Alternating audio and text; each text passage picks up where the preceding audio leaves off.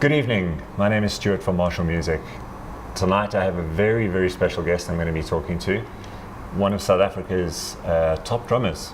His name is Sabu Satsha and he's sitting here with me now. We were just saying off camera how naked he feels.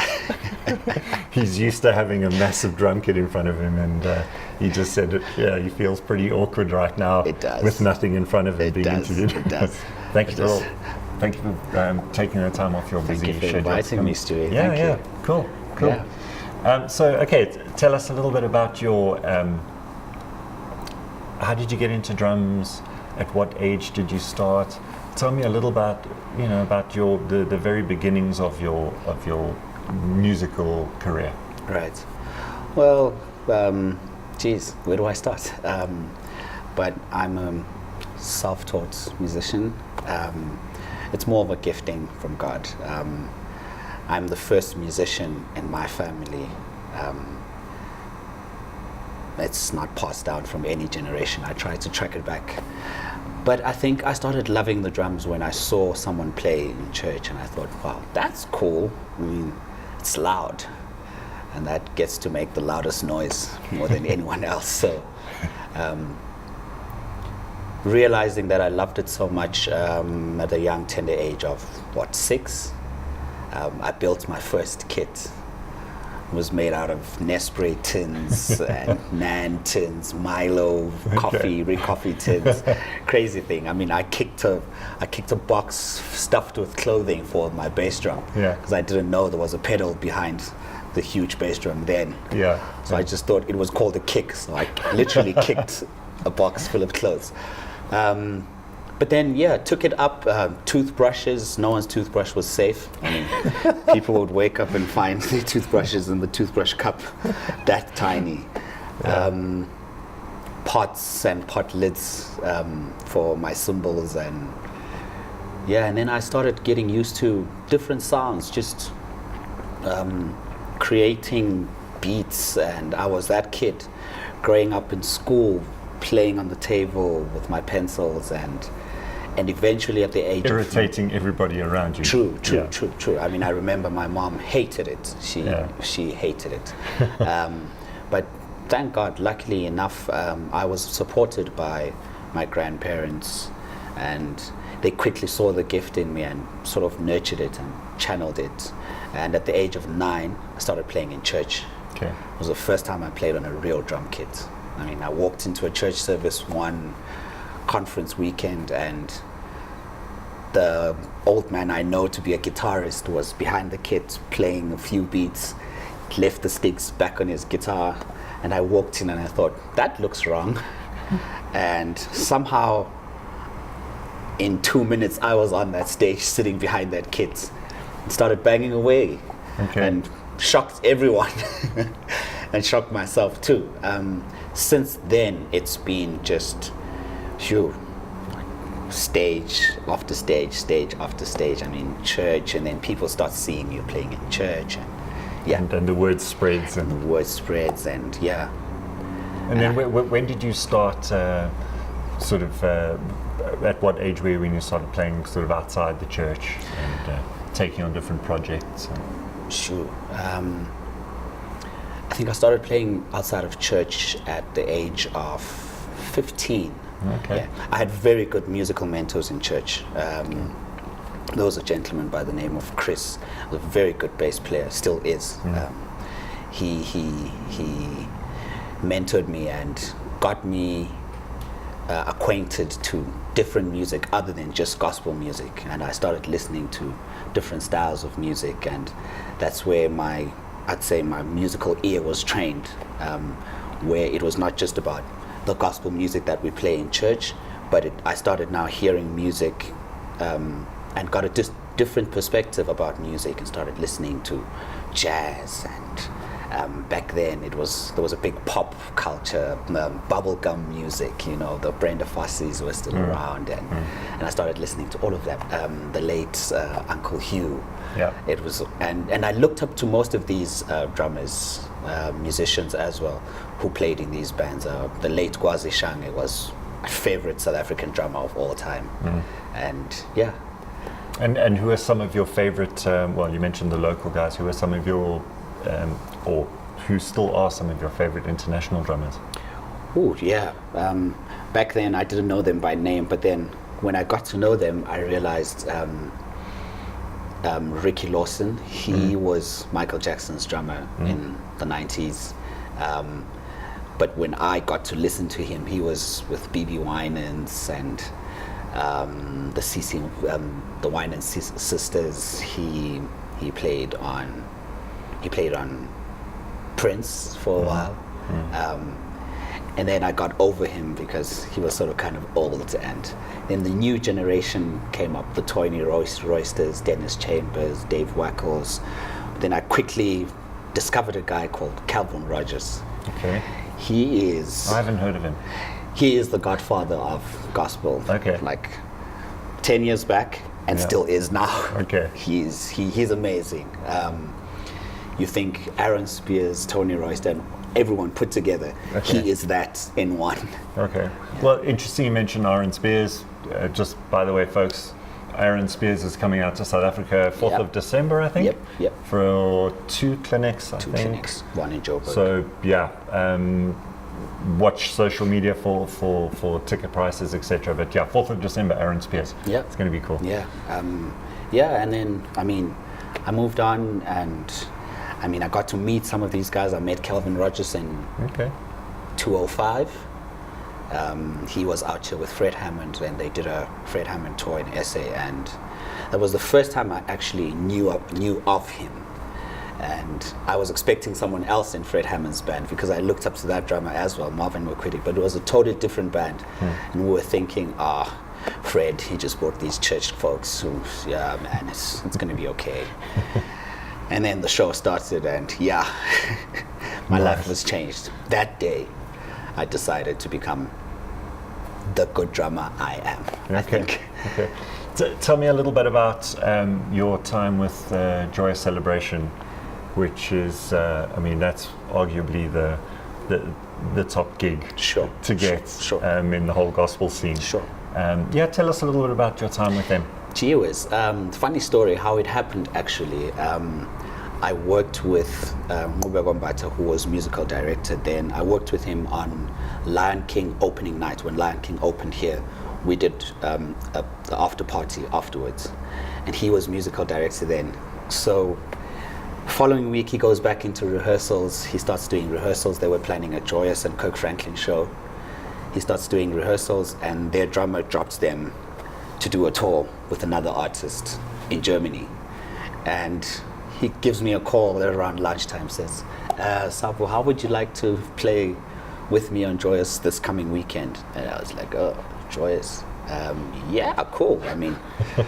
We grew up listening to this stuff. I know pretty much all the hits from Joyous 1. So I joined them, did a 2-day rehearsal, played that gig. My very next Joyous gig was the Joyous 12 recording, my first recording with them. And also a funny story. They were just like, man, after that first gig, they said, man, we're doing a recording in 2 months' time. We think we'd like you to be part of that. I was like, oh, okay. And I thought, no, it's not going to happen. This is Joyous. And to my surprise, I got the call for rehearsals, and now that gig is, I think, where I learned everything, not just drumming, but production as a whole. It changes your thinking. It's being on the inside of it. It's a huge stage. It's been amazing. And you do, about 40 songs per show, and it trained my memory. It trained my body. I was able to play a 4-hour show and at the same energy level. That's impressive. I think it's the one thing I miss playing that long, because I do love playing. Even when I think I'm tired, my body is tired, but my mind finds ideas of what to do next. That stage, what a platform that introduced me formally to SA and the larger Africa, if I may say. People knew of me some knew me from other recordings that I'd done, but it was not until then that I'd done that Joyous recording, and I did quite a number of them. Joyous 12, 13, 14, 15, 16, 17, 18, 7 albums. And a few years later, it was time to leave when it gets busy, and I've got sessioning with quite a number of artists, not just gospel, and I've recorded albums and albums. So tell us a few of the artists you've performed with since then. Well, since then, right after the Joyous saga, I moved into the new Afro-pop sound in SA now. Yeah. The Zahara was my next big thing. I recorded 4 of her albums, the first 4 albums. Yeah. I think she's on her 5th now. And I started working with quite a number of artists at Universal. Musa Garabo, he won Idols. Kayam Tetwa as well won Idols. Musa as well is an Idol star as well. He won Idols as well. Wow. Yeah, okay, nice. It's got a thing for idols, I guess. And then Tlali, who's a great percussionist, also a Marshall Music endorsee, by the way. Yeah. He's got 2 albums, and I worked on his 2nd album titled Swazi Gold. I've got so many albums, but they're on my page. If you go on my Sabu Satsha official page, you'll see. Last year I celebrated 50 albums officially. 50 albums that I've recorded. Congrats. That's not many people can say that. Not many people can say that at my age. Yes. Well, what, you're only 17 29. Now? No, very good. It's been a great journey. Let's talk a little bit about your current gear. Right. You are a DW endorsee. Yes. You are a Sabian endorsee. Yes. You're a Vater endorsee. Yes. This man has his own Vater drumstick. It's got his name on it. That's pretty special. That is cool. Tell us about your drum kit and your cymbal Aqaurian. setup. And Aqaurian heads. And Aqaurian well. heads. Sorry. Yes. Okay. Which setup do you want to know about? Because your main go-to setup. Right. Let's talk about quickly your gospel setup and your normal sort of pop thing. Right. The gospel setup, I think, if I may say, I'd say I introduced the 8-inch sound in gospel. Okay. I think before me, there was no drummer that ever used the 8-inch. And which is something I replicated from Calvin Rogers. Okay. There's just something that sings about an 8-inch when it's tuned right. So my current DW setup now is 8, 10, 12 rack toms and 16 floor tom. Okay. Sometimes I do have 14, 16, but I'm a left-handed player. I play open-handed, and it's kind of hard to get to the 16 when it's all the way there with my left. So I just keep it 8, 10, 12, 16. Sometimes I'll have a 14 on my left side. Okay. But not very often. And then 2 snares. I've gotten into a whole ballad thing that I'm doing now. DW sent me a beautiful baby. It's 14 by 9.1. Wow. It's huge. That's massive, It looks like a floor tom with springs. So I'm doing that. Always 13-inch snares I'm crazy about. I always play 13. By? 13 by 7 or 13 by 6. Okay. Yeah, always. My snares, I love them deep. They cut through more. But yeah, I'm a tiny guy. I can't fit in a 14-inch snare. So 13s. And then I love cymbals. People always ask me, you have a whole kitchen. As many as possible. More is more. More is more. But I realized, I think I have a very good ear for good cymbals. Everyone keeps asking me, how do you choose the cymbals that you choose? And and I keep changing my cymbals. And are you using? Do you stick to one series of Sabian, or have you got multiple different sort of? I go through the whole range. If it sounds good, I'll use it. I was going to say you're not concerned so much about the range, just the sound. You just listen. No. And I mean, Sabian Cymbals, they make cymbals across the range really good. I've gone and used as far down as the XSR if we rating them. That's a cost-effective range. It sounds amazing. I used 14-inch hats from the XSR range, Okay. cable as auxiliary hats. They sound amazing. Okay.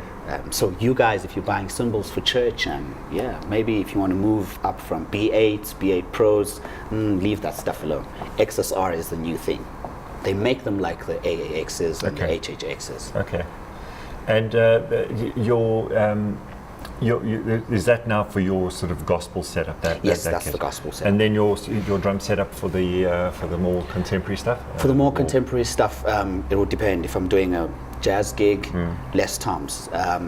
But then, I recorded Mam Sbongile's latest album, her last album, titled Breath of Life. Okay. What I did there was 10 rack tom and 14 and 16 floor toms. Okay. And I'll have a smaller bass drum, 18-inch kick. Although I don't really like them. I just feel like a bass drum needs to sound like a bass drum. Yeah, but I- it suits the jazz thing. It suits it. For the other stuff, I'll go 10, 12, 16. Standard 5-piece setup. Okay. 2 up, 1 down. And 2 snares though. I always keep 2 snares. Okay. That's, And are all your drums DW collectors, or have you got different? now I've moved into DW performance as well. Okay.